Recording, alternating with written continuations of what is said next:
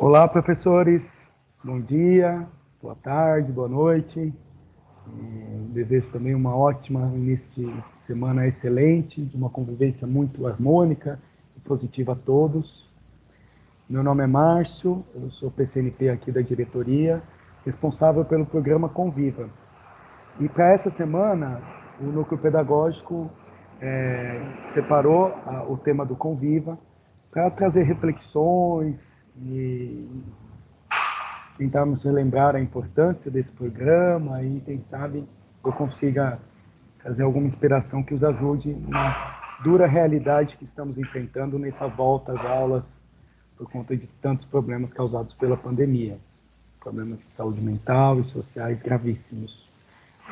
Aqui apenas gostaria de destacar algumas habilidades, competências socioemocionais que eu acho importante, como todas as outras, e promover uma reflexão aí em conjunto. Espero que depois dessa apresentação possam fazer um pequeno desdobramento, refletindo sobre esses temas. Eu separei alguns vídeos ao final da apresentação e, se possível, vocês podem refletir aí na escola.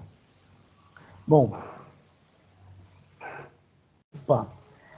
como eu falei, né, eu e o professor supervisor de ensino Roberto Naves somos os responsáveis pelo Conviva aqui na diretoria. E para começar, eu queria rememorar, infelizmente, fatos tristes da nossa história, mas que foram o início do programa Conviva. O programa Conviva começou especificamente ali com Suzano, aquele massacre terrível, que está mais próximo de nós, do tempo e no espaço, aqui em São Paulo. A mim, eu destaquei aqui em imagem maior, que foi muito marcante, foi o massacre em Realengo. Foi um massacre terrível, numa escola do Rio de Janeiro. O aluno voltou, o estudante, o assassino estudou na escola e voltou 10 anos após ter estudado para a escola e cometeu os assassinatos. E também destaco e sugiro, né, como uma boa referência, o documentário Tiros e Columbine, que fala também de um outro massacre terrível que ocorreu lá nos Estados Unidos, na cidade de Columbine.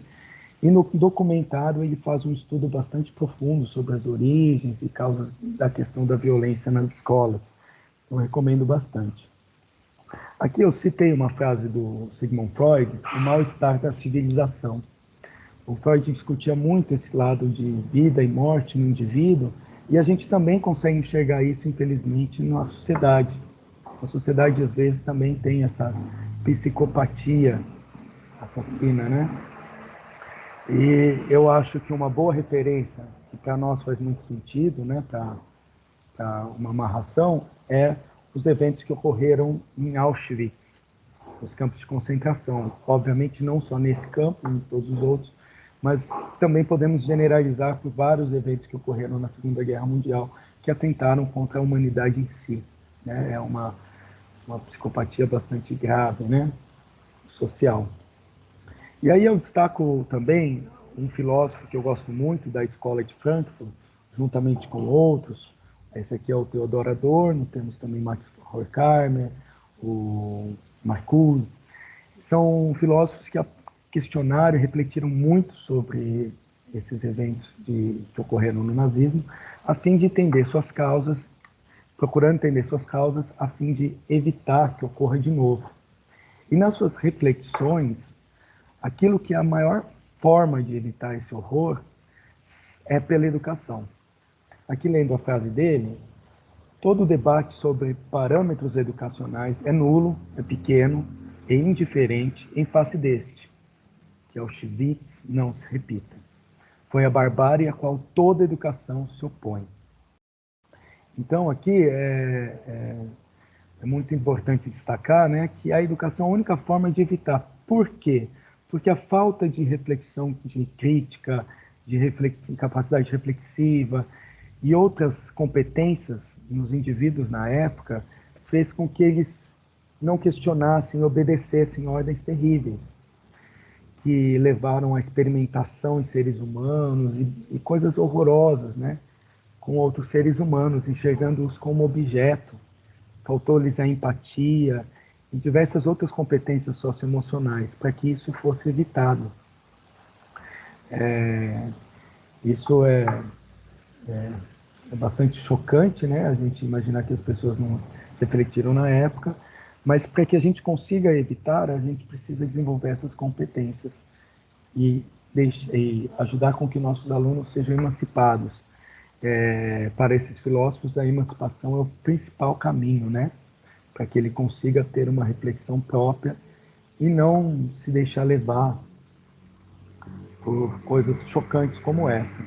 Logo após a Segunda Guerra Mundial, teve um julgamento chamado Julgamento de Nuremberg, em que os generais militares nazistas foram julgados, inclusive médicos. Uma filósofa acompanhou o julgamento, chamada Hannah Arendt, e ela ficou chocada por perceber que os médicos que fizeram experimentos, soldados que trabalharam nos campos de concentração, levando pessoas à câmara de gás, assassinatos terríveis, eles diziam que apenas estavam seguindo ordens e não entendiam por que eram culpados. Eram culpados porque não questionaram as ordens que lhes foram dadas, ordens que iam de encontro à humanidade. E a partir daí surge a Declaração Universal dos Direitos Humanos, a qual nossa Constituição foi muito inspirada, né? Então a gente precisa trabalhar essa emancipação para evitar que ele chegue nesse ponto novamente. Eu trouxe esses dois exemplos, né, para trazer a importância de projetos de convivência dentro da escola, né, e especificamente o Conviva.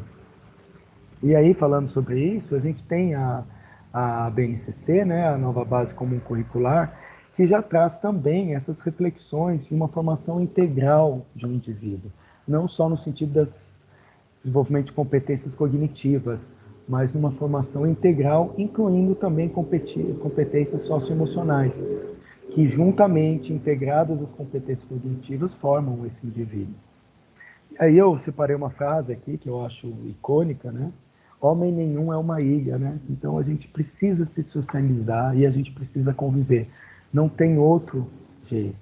A gente precisa saber conviver, né? Porque faz parte da nossa natureza esse lado social e político. E aí, falando sobre essas mudanças estruturais, a gente tem visto aí a questão das avaliações externas, porque também é um dos objetivos, essa que está dentro da nossa Constituição, como eu falei, inspirada na Declaração Universal dos Direitos Humanos, que é garantir o direito à educação de qualidade com uma base nacional comum curricular. E aí eu separo aqui, né, baseado em habilidades e não em conteúdo. Porque muitas vezes a gente tinha, se a gente pensar na Alemanha nazista, pessoas com competências cognitivas altamente desenvolvidas médicos e outros profissionais que eram muito competentes do ponto de vista técnico, estritamente técnico.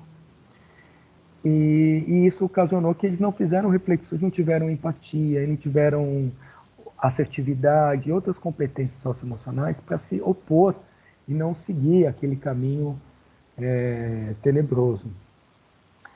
Então, eu trago essa reflexão para que a gente pense, né, na importância de desenvolver habilidades no aluno para que ele mesmo percorra o caminho, que ele saiba andar por si só, que ele tenha habilidade de caminhar. E isso traz também, dentro dessas novas, da base comum, nova base comum curricular, as competências socioemocionais agora então aparecem de maneira explícita. O que antes a gente sempre trabalhou em escola, né? O professor ele sempre teve olhar para isso. Mas isso não estava claro, não estava explícito, e a gente com isso não consegue avaliar, não tem metodologia mais, não temos metodologias e um apoio mais, um suporte maior. Então agora a gente tem essas competências de forma explícitas, discriminadas no currículo e na base comum curricular. E aí a gente desconstrói um pouco essa visão do aluno enquanto um tijolo, enquanto algo que eu moldo, segundo aquelas competências cognitivas apenas, para que ele possa servir de modularmente, servir para construir alguma coisa que não é nem o objetivo dele construir. E aí por isso eu coloco, não é só mais um tijolo, agora existe um projeto de vida. E eu coloquei tijolo aqui para fazer uma referência a uma música que eu acho espetacular e um clipe que eu acho mais espetacular ainda. Eu acho muito interessante utilizá-lo, inclusive em sala de aula, que é um clipe da banda Pink Floyd. Chama-se Another Brick in the Wall. Outro tijolo na parede, apenas mais um tijolo na parede, né? E no clipe vai mostrando os alunos em uma fábrica, a escola vista como uma fábrica, em que eles são moldados, todos com o mesmo rosto, aqui eles ainda não estão, mas ao percorrer do clipe eles vão se transformando todos com o mesmo rosto e não tendo espaço para colocar sua voz e se colocar. Então eles vão sendo moldados em linha de produção. E é justamente aqui que a gente tem que procurar desconstruir, né, e buscar uma educação que agora enxerga por um outro ângulo. E pensando nisso, até separei um vídeo que vai estar ao final da apresentação, o link de um episódio, né, de uma série muito bacana. Tem nos cursos da EFAP e os cursos PEI da EFAP. E aí eu trago um outro termo que eu gosto muito de usar, que um filósofo chamado Kant usou num cenário, na metafísica, que é a Revolução Copernicaniana. E aqui eu trago a Revolução Copernicaniana na educação. Como alguns professores, né, da área conhecem, né? E se eu falar besteira, por favor, depois corrijam na avaliação. O Copérnico traz essa questão de que o Sol não está girando em torno da Terra, mas a Terra está girando em volta do Sol. Essa é uma revolução muito importante, muda o paradigma, muda a perspectiva, ela é muito importante. E na educação, e esse vídeo exemplifica muito bem, a gente começa a enxergar que não é o aluno que está lá para a escola, é a escola que está para o aluno. Então o aluno não está mais girando em volta da escola, é a escola que está girando em volta dele, no sentido de instrumentalizá-lo no seu projeto de vida. Então não vou colocar conteúdos na cabeça do aluno, né, uma educação bancária de depósito, buscando levar os conteúdos que nós acreditamos ou que um sistema acredita que seja um conteúdo formativo ideal. Não, o aluno vai buscar o que ele vai preencher dentro de si a fim de buscar o projeto de vida, o seu projeto de vida. Desculpem. E aí é fundamental destacar o protagonismo, né? Eu comentei agora há pouco com Horkheimer e outros filósofos aí da escola de Frankfurt, como é importante a emancipação, para que a gente não fique preso em uma razão fria. O Marcuse escreveu um livro chamado O Eclipse da Razão, desculpa, Horkheimer, O Eclipse da Razão, em que a razão fica um pouco obscurecida quando ela se desposa, se separa dessas competências socioemocionais, né?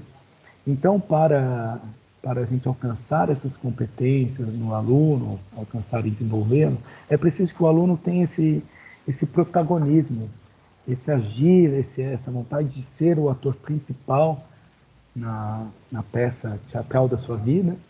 E o desenvolvimento desse protagonismo é fundamental para que ele possa desenvolver as outras competências. Aqui, como provocativo, eu trouxe uma imagem do cinema, né? Apenas para a gente remeter a visão de protagonista em filmes, em teatro, né? O ator ali principal, o ator que puxa ali o filme, então, e não apenas um espectador passivo no cinema, como é o caso aqui. E aí eu trouxe outras vezes essa imagem, caso não tenham visto, trago de novo, porque eu acho um exemplo maravilhoso do protagonismo. Aqui é uma celebração nazista em Hamburgo, antes da Segunda Guerra Mundial, se não me engano, tem aqui até a referência, para quem quiser conhecer melhor. Né? E aí a gente tem diversas pessoas, eu diria quase todas as pessoas, fazendo a saudação nazista, carentes desse espírito crítico e esse protagonismo que nós comentamos. E aí é de se destacar que tem uma pessoa, um operário, que se negou a fazer esse gesto. E olhando aqui a história, vocês vão ver que foi uma negativa proposital.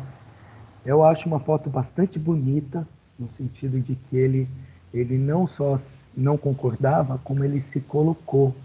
Como ele aí, nesse caso, às vezes eu vi essa imagem um pouco maior, e rapidamente você encontra ele ali. Porque foi uma atitude, ao meu ver, bastante protagonista.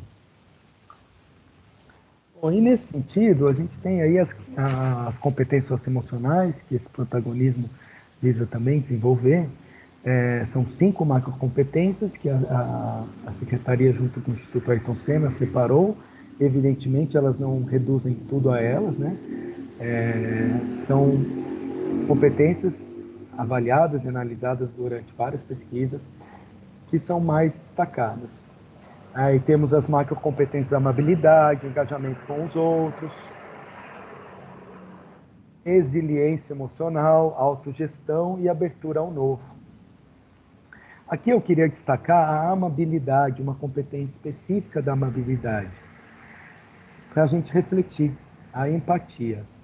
E para utilizar as competências socioemocionais, os cadernos de projeto de vida trazem uma metodologia muito interessante que nos auxilia, que nos dá um roteiro, algumas coisas que são importantes a gente lembrar durante as atividades que a gente procura fazer em sala para o desenvolvimento dessas competências.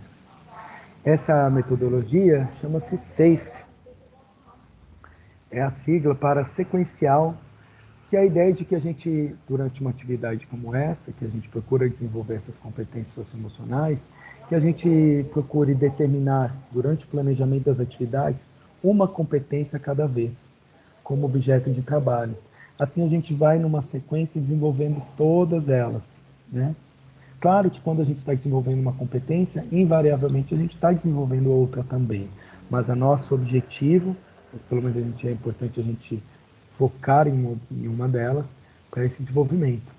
E aí, a sigla, né, ativo, adotar metodologias ativas de ensino, de aprendizagem, que coloquem o estudante em situações ativas na construção do conhecimento. Então, aqui a gente tem falado muito dessas metodologias ativas, elas são muito importantes por colocar o estudante nessa posição de protagonista, aquele que também age, né, por si, não só copia, né? Também temos a outra parte da sigla, que é o focado, que é garantir a intencionalidade e tempo suficiente para que o estudante possa exercitar a competência e observar a si mesmo em ação. É interessante que as competências socioemocionais no caderno de projeto de vida trazem metodologias de avaliação que envolvem a autoavaliação. E ela é muito importante, é fundamental, inclusive para o desenvolvimento protagonista do estudante. Mais para frente, nós do Núcleo iremos fazer também uma formação focada nas avaliações por rúbricas que procuram trabalhar melhor essas competências socioemocionais e ajudar o estudante a fazer essa autoavaliação. Temos também aqui o termo explícito, né? E esse é muito importante, eu acredito que todos nós já estamos fazendo, mais comumente em sala, que é explicitar a competência que nós estamos desenvolvendo naquele momento, né? A competência em foco e propor o estabelecimento individual de metas de desenvolvimento, né? Individual, então é evitar aquela comparação que nunca é saudável. Como eu falei, eu destaco uma das competências que eu acho aqui que para nós, para hoje, eu acho interessante destacar, que é a amabilidade, que é composta por outras microcompetências chamadas respeito, empatia e confiança. Eu aqui queria, como eu falei, falar da empatia, que é ser capaz de assumir a perspectiva dos outros e de utilizar habilidades de empatia para entender as necessidades e sentimentos dos outros, agindo com generosidade e consideração de acordo com essa percepção. Então, como eu sensibilizei a gente para a questão do conviva em relação aos massacres que houveram em escolas e eu mesmo nas práticas nazistas, eu destaquei essa competência porque ela traz a competência que talvez pudesse evitar que as pessoas fizessem, ou os assassinos, ou os militares e médicos nazistas fizessem o que fizeram. Ao se colocar no lugar dos outros e não entender os outros como objetos, a gente acaba agindo com mais generosidade e consideração. E aí comentando, né, que a amabilidade ela traz uma melhoria de convivência. Isso, claro, a partir de estudos que mostram que a amabilidade vai desenvolver, aqui no caso, lendo, né, diz respeito ao emprego do afeto, a ser solidário, empático, respeitoso nas relações e a acreditar que os outros podem ser dignos de confiança, ou seja, envolve ser capaz de compreender, sentir e avaliar uma situação pela perspectiva e pelo repertório do outro, colocando-se no lugar dessa pessoa. E as competências aqui socioemocionais, a empatia, o respeito, a confiança que compõem a amabilidade. E aí, como eu comentei, a partir de estudos foi notado, o que para nós em sala já é bastante explícito, né? Mas que com estudos a gente consegue ter uma replicabilidade melhor, metodologias e avaliações do caminho que estamos tomando. E aí, nesses estudos comprovam que, né, no contexto do ensino médio, a amabilidade está associada à diminuição da agressividade dos estudantes e à redução dos indicadores de violência em geral. E olha aqui tem a situação do estudo. E aí, pensando nessas práticas que nós temos em relação à empatia, eu separei aqui uma reflexão de um filósofo que eu gosto muito, chamado Henri Bergson, que ele fez um estudo mais sistemático sobre o riso. Não é o sorriso, é o riso, a risada. E aí, nesse estudo, ele percebeu, claro, essa é uma visão do filósofo, não podemos reduzir o riso à visão dele. Mas eu acho que aqui faz uma reflexão pertinente em relação à empatia.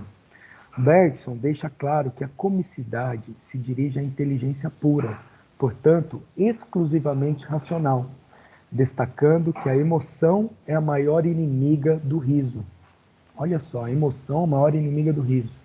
A indiferença seria seu meio natural, pois a comicidade exige, enfim, algo que como uma anestesia momentânea do coração. Muito bom esse texto, é de um artigo, né? E aí uma citação ao final do próprio Bergson. Um artigo falando sobre o livro dele, o livro chama-se O Riso. O que o Bergson comenta sobre o riso é que quando a gente começa a observar o riso com maior rigor, a gente percebe que ele é desenvolvido, ele se dirige à inteligência e não à emoção. E aí, como eu falei lá do eclipse da razão, dessa razão fria, aí nos faz parar para prestar atenção. Como assim o riso se dirige à razão e não à emoção? Vou pegar um exemplo bobo, né? Mas para a gente conseguir enxergar um pouco melhor essa ideia do Bergson. Se, por exemplo, uma pessoa está atravessando a rua e toma um tombo na sua frente, e a gente ri. Agora, quer ver só como é simples a gente perceber que o riso, ele necessita que a gente se distancie naquele instante da pessoa para poder rir, que a gente distancie-se emocionalmente da pessoa. Agora eu vou pegar esse mesmo exemplo e a gente pensa, a pessoa que está atravessando a rua é sua mãe, seu pai, alguém conhecido. Vejam que muda totalmente a nossa perspectiva. Se a gente olhasse nossa mãe caindo, imaginando a gente dando risada, seria um cúmulo. Então, por que a gente dá risada de outra pessoa se ela cair na rua? Eu acho esse um exemplo bacana para a gente pensar na empatia, né? E eu penso na sala de aula, um esforço que nós, professores, temos que ter muito grande, que o riso muitas vezes aparece como uma coisa inofensiva. Mas eu destaco aqui para que a gente possa prestar atenção que nem sempre ele é inofensivo. Em alguns momentos, ele pode gerar problemas muito grandes na pessoa que está sofrendo esse riso. Ela está sendo humilhada, uma situação de vexame. O Bergson também vai trabalhar sobre isso, quem quiser depois se inteirar, eu acho uma ótima referência. Então, para o Bergson, a indiferença seria seu meio natural para o riso. A gente precisa ser indiferente à pessoa que a gente está rindo. E aí está o perigo enorme, nesse caso, do riso. Eu trouxe aqui um outro exemplo também, de um filósofo que eu gosto muito, Michel Foucault. Ele estudou muito os sistemas disciplinares, cadeias, escolas, naquela época hospitais psiquiátricos, para tentar entender como funcionava o sistema disciplinar, os objetivos. Isso, claro, é um modelo disciplinar que é anterior a esse que eu comentei da BNCC, que é o qual a gente está tentando romper com aquele modelo e discutir coisas mais importantes do ponto de vista da liberdade e emancipação do estudante. O Foucault aponta que o sucesso e poder do poder disciplinar se deve, sem dúvida, aos instrumentos simples, o olhar hierárquico, a sanção normalizadora e sua combinação num procedimento que lhe é específico, o exame. A gente muitas vezes olha uma avaliação e uma prova como uma coisa punitiva, a própria nota vermelha, um peso muito grande, né, que ela traz para o aluno. Às vezes a gente tenta meio que empurrar o aluno através dessa pequena punição de uma nota vermelha. Mas ela coloca o aluno numa situação muito difícil, porque ele está exposto, né, quando a gente chega dessa maneira a avaliação, ele está exposto, que é, como ele comenta, o olhar hierárquico, então ele fica exposto, e a sanção normalizadora, que é a que procura estabelecer uma norma, um padrão entre os estudantes. Eu não atingi. Mas é importante a gente lembrar que cada estudante, cada um tem as suas próprias metas e tudo mais. Então eu trago o Foucault aqui para a gente refletir, né, tanto em relação ao riso com Bergson, como Foucault, como é importante a gente procurar evitar que o aluno se coloque nessa situação de exposição e de vexame, né, ou algo assim. E aí eu trouxe um outro vídeo que eu acho bastante inspirador, eu com frequência utilizo ele. Eu também deixei o link ao final dessa apresentação, vou compartilhar com todos, em que o apresentador fala sobre como é perigoso o bullying, as provocações dentro da escola, né? E aí ele vai comentando que a gente não sabe realmente que situação o aluno está. Às vezes ele está precisando de um pequeno empurrão para ele cair e se jogar de um abismo. A gente não sabe. Agora, pensando no cenário da Covid, às vezes a gente tem um aluno que perdeu algum ente querido, alguns comentam, mas não todos, ou outras situações que o aluno está naquele limite. E uma pequena provocação, um pequeno bullying, pode empurrá-lo além desse limite. Mas o que eu gostei dessa mensagem, que ele sugere que a gente use o amor. E a gente vá para essa pessoa, em vez de fazer aquele pequeno bullying, a gente procure fazer uma mensagem calorosa, acolhedora, um elogio. E ele comenta, né, por que você não vai naquele aluno que está sozinho, aquele estudante que está separado, que vai lá e conversa com ele, conversa com alguém que você não conhece.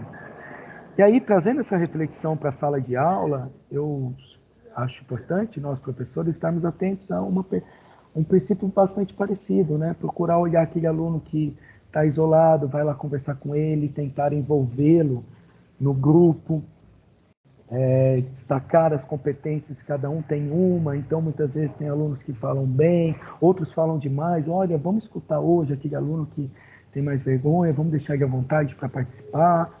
E aí tentar envolver todos os alunos, né? Para que a gente consiga formar dentro da sala um grupo só, em que cada um com a sua diferença contribui para a formação de um organismo maior, né? A sala, ou a escola, a cidade, e o país, e assim por diante. Então é uma sugestão que eu acho bem bacana, só comentando a leitura aqui o teu trecho aqui da música do Renato Russo. É preciso amar como se não houvesse amanhã. É fundamental esse princípio também. Resgatando aqui um pouco mais na parte mais prática do Conviva, como ele busca, apoiado em métodos para que a gente atinja essa melhoria da convivência, ele é um programa que é pautado em uma série de princípios e metodologias, para que a gente consiga avaliar e desenvolver nos estudantes essas competências socioemocionais e uma boa convivência, né? Então aqui o programa de melhoria de convivência foi criado pela Secretaria do Estado de São Paulo com a proposta de que toda escola seja um ambiente de aprendizagem solidário, colaborativo e acolhedor, seguro, na busca da melhoria da aprendizagem. O programa visa identificar vulnerabilidades de cada unidade escolar para a implementação do método de melhoria de convivência, além de atrelar ações proativas de segurança. O Convívio é composto por projetos e ações articuladas entre convivência e colaboração, articulação pedagógica, psicossocial, proteção e saúde e segurança escolar. Aqui alguns objetivos principais, né, do Conviva. Eu não vou ler todos, mas como a apresentação vai para vocês, vocês podem dar uma olhada com mais calma. E aí eu vou destacar um aqui, né, o que está aqui no centro: contribuir para a melhoria de indicadores de permanência e de aproveitamento escolar. E todos os outros, né, contribuir para o clima positivo dentro da escola, participação da família, proteção e estabelecer estratégias para apoio das equipes docentes. São vários, todos esses objetivos buscam, como eu falei, a boa convivência a fim de que o aluno consiga aprender e, obviamente, ficar na escola, né? Eu acho que são o nosso foco.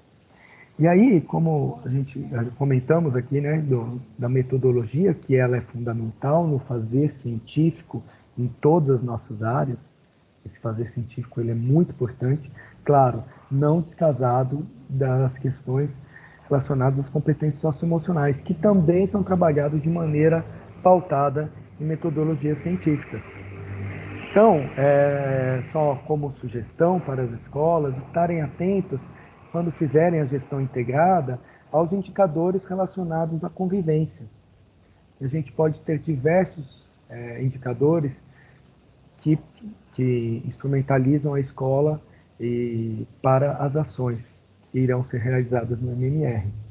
E aí eu destaco a plataforma Conviva, a plataforma do Conviva, né, a Placon, que ela é uma importantíssima plataforma. Como a gente viu lá nos objetivos do Conviva, ela não visa punir aluno, não é um boletim a fim de manchar a ficha do aluno, né? Muitas vezes a gente usa isso como um mecanismo, né, para buscar a disciplina, mas eu quero trazer esse ponto como uma questão delicada, porque quando a gente tem medo de uma punição, a gente omite, a gente esconde. E esse é um problema muito grave para a saúde pública, em diversas áreas, né? Dentro da saúde pública, em diversos pontos. Por exemplo, na questão dos direitos humanos, o estupro. Muitas mulheres com medo acabaram não fazendo a delação e a denúncia. Então, é fundamental que a escola veja a Placon não como uma ferramenta de punitiva, mas como instrumentalizadora, como que vai dar condições para que a secretaria promova políticas de educação voltadas à convivência escolar. E esse é o objetivo principal da Placon, que a gente fomente a secretaria com os dados reais da escola, sem medo, que todos nós temos problemas que não estão exclusivos de uma escola, uma unidade, nem diretorias, né, nem entre os professores, né, problemas de convivência, e que a Placon pode aí amparar a secretaria para a escolha de políticas e também a própria escola poder acompanhar os indicadores da sua convivência nesse ambiente, né?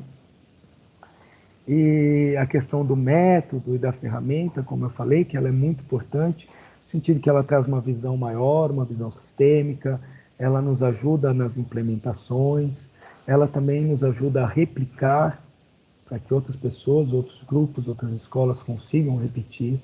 E ela traz a avaliação para ver se a gente está no caminho certo, corrigir nossos rumos e assim por diante.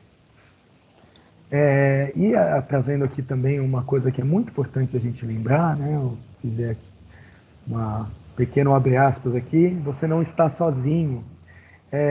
Para lembrar as escolas, que eu acredito que já fazem com muito zelo, né? Dessa rede protetiva que está aqui para nos ajudar. A escola não está sozinha nessa busca por uma boa convivência. São problemas que a gente sabe extrapolam os muros da escola e que a gente pode dar suporte a que os alunos consigam esse auxílio, né? Como o Conselho Tutelar, a UBS, o Batalhão, o CRAS, a CAPES, e os parceiros e associações, como, por exemplo, a vizinhança. Muitas escolas têm trazido, né, uma relação muito próxima com os vizinhos, e é muito saudável, que também é uma rede protetiva para a escola. E aí um outro ferramenta que nós temos disponível, que eu acho maravilhosa, evidente que tem muito processo ainda para melhorar, são os psicólogos da educação. através da plataforma Psicologia Viva, em que as escolas podem agendar horários. Esses psicólogos, eles, sobretudo, trabalham a prevenção, e por isso são tão importantes. Mas eles não são psicólogos clínicos, reparativos, né, para os alunos, mas sim no sentido da gente tentar trabalhar pedagogicamente as questões psicológicas dos alunos, a fim de que a gente consiga evitar alguns possíveis problemas, né? Então, ela não deve ser feita individual, em grupo, mas é qualquer grupo, né? Grupo de professores, funcionários, comunidade escolar, estudantes, que façam uso desses psicólogos. E é importante destacar que quando o professor se engaja e abraça esse programa, os alunos, obviamente, também utilizam mais e o programa é melhor usado. E só uma sugestão, né, que as aulas de projeto de vida também são uma ótima oportunidade para os encontros, mas elas não nos resumem lá. As escolas podem te dar esses encontros em diversos outros momentos. Aqui são algumas pautas e percursos que o Conviva fez no ano passado, que foi a questão da educação antirracista, o abuso sexual, discriminação e preconceito, convivência digital, acolhimento, o Setembro Amarelo, álcool e drogas, equilíbrio mental e educação e saúde mental. São algumas das ações, né, que foram desenvolvidas no ano passado, ainda muitas delas, infelizmente, de modo remoto, mas outras já, felizmente, presencialmente. E trazendo aqui um dos desdobramentos do programa Conviva, juntamente com o Grêmio Estudantil, é a instituição de uma comissão dos direitos humanos em todas as nossas unidades. Essa comissão será constituída após a eleição do Grêmio e ela tem como finalidade justamente estar atenta às questões ligadas aos direitos humanos dentro da escola. Eu queria aproveitar também esse momento para elogiar enormemente os professores vice-diretores das escolas aqui de nossa diretoria, que vieram em uma T aqui, no nosso auditório, para discutir essas questões do Grêmio ligadas aos direitos humanos, entre outras também, sobre o programa Conviva, e foi uma experiência maravilhosa, que eu senti muito amparado, porque eu percebi que as escolas estão muito bem servidas e profissionais que não só entendem muito bem, como fazem acolhimentos maravilhosos com os estudantes. Aqui, nesse momento, inclusive, nós estávamos fazendo um pequeno exercício, uma pequena atividadezinha de integração, como eu comentei, né, de a gente procurar formar no grupo, na sala de aula, ou num grupo qualquer, essa noção de identidade de grupo, de organismo, de uma coisa maior, né, que não apenas a soma das partes. E esse exercício de batermos palmas juntos, tentar fazer a sincronia, nos ajuda bastante, foi um exercício bastante proveitoso. Foi uma experiência muito boa. E aí, falando sobre esse grupo e esse organismo maior, eu gosto muito dessa música, baseada aí numa obra do Chico Buarque, né? Eu, particularmente, sou da época dos Trapalhões e adorei a versão dos Trapalhões dessa obra, né? Que é o Saltimbanco dos Trapalhões. Recomendo, no YouTube está aberto o filme completo. Inclusive, vou deixar aqui um vídeo ao final, o link do vídeo, com a parte dessa música desse filme dos Trapalhões. E nessa música, né, eles trazem, né, que é a esperteza, paciência, lealdade, teimosia, quer dizer, todas aquelas habilidades que os alunos já trazem, diferentes umas entre si, mas que juntos se complementam. E mais dia menos dia, a lei da selva vai mudar. Todos juntos somos fortes, somos flecha e somos arco. Todos nós no mesmo barco, não há nada para temer. E ao meu lado há um amigo que eu preciso proteger. Então eu acho essa música, né? Aliás, a obra inteira é maravilhosa, porque traz essa importância da união, e da confiança, do respeito e da empatia, que a gente precisa defender, né? O nosso grupo, amparar, acolher. Eu acho muito bonito. Eu queria até comentar a experiência que eu tive em sala de aula com a inclusão. Muito embora eu sei que eu tive várias dificuldades, na maioria das vezes saí muito frustrado por não ter, muitas vezes, competência para ensinar alguns alunos com algumas necessidades especiais, como visual, auditiva, de acessibilidade física. Mas, mas eu achei de um enriquecimento pessoal maravilhoso, porque a gente pode perceber que o aluno se enriquece enormemente, não pelo desenvolvimento das competências cognitivas, não é apenas isso, mas porque ele desenvolve as competências socioemocionais, ainda que pouco desenvolvidas, ele muitas vezes tem aquilo que ele nunca teve antes, de estar se relacionando com seus pares, com colegas, com diversas pessoas diferentes, e aquilo enriquecendo o aluno e trazendo uma realização espetacular. E agora eu vejo um outro ponto também que me marcou muito na questão da inclusão, é que mais do que só o aluno incluso aprender, a gente está ensinando a turma. Nas salas de aula que eu tive um aluno incluso, foi espetacular ver o envolvimento dos colegas, a fim de ajudar na acessibilidade desse aluno, desse estudante, ver o movimento, o engajamento de todos por um objetivo comum, por um bem comum, que é o caso de receber aquele aluno que tem alguma necessidade especial. Então, assim, eu trago isso para reflexão, porque, como eu falei, né, forma a noção de grupo.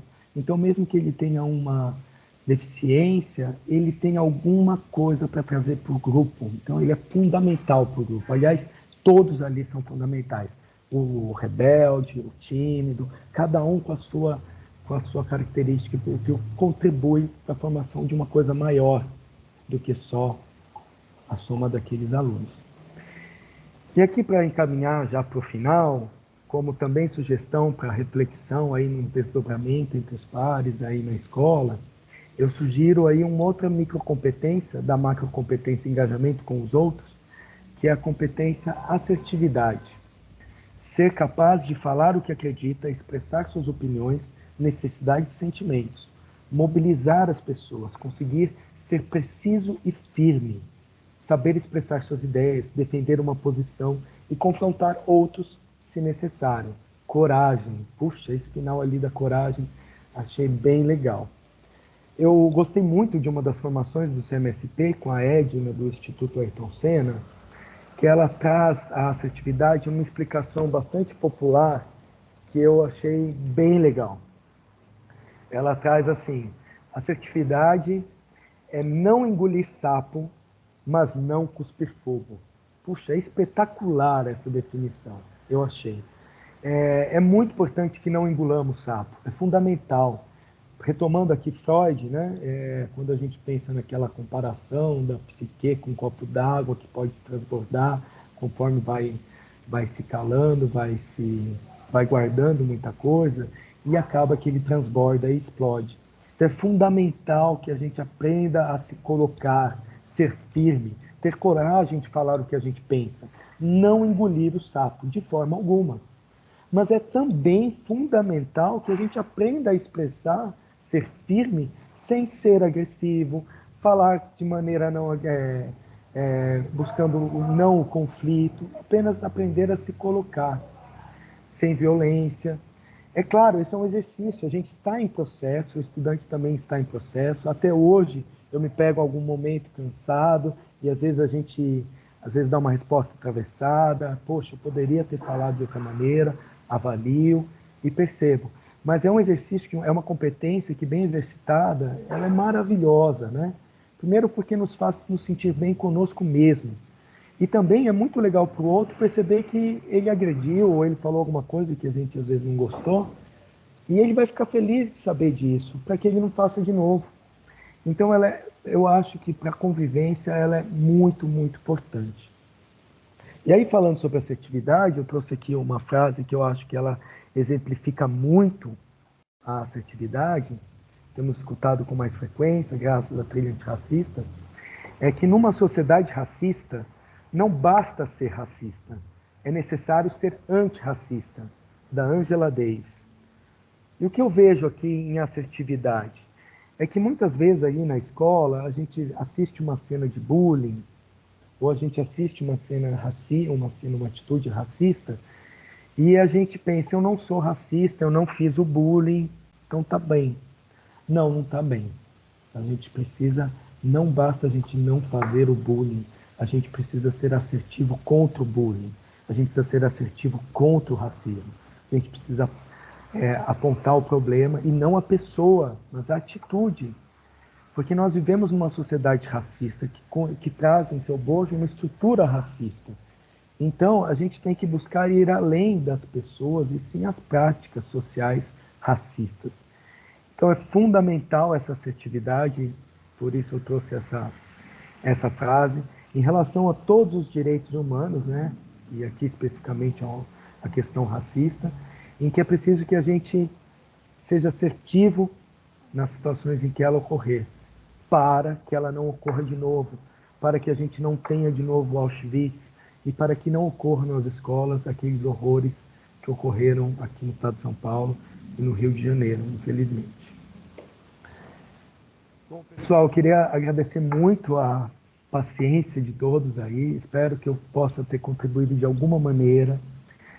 Ficarei feliz também, ficaremos aqui do Núcleo muito felizes se vocês apontarem contribuições e sugestões, questionamentos na avaliação, para que a gente procure sempre melhorar, né? Afinal, estamos também em processo, com todos. Agradeço muito, desejo muita fé por um ano com bastante saúde física, mental e social a todos nós. O núcleo, a diretoria agradece muito essa paciência. Como eu falei aqui, ao final eu deixo para vocês na apresentação algumas sugestões de vídeos que eu acho bastante sensibilizadores. Uma ótima semana de trabalhos muito realizadores e de uma convivência super positiva. Agradeço mais uma vez a paciência e desejo tudo de bom para todos. Abraços. E nos vemos, com certeza, logo em breve, nas escolas e por aqui também. Abraços.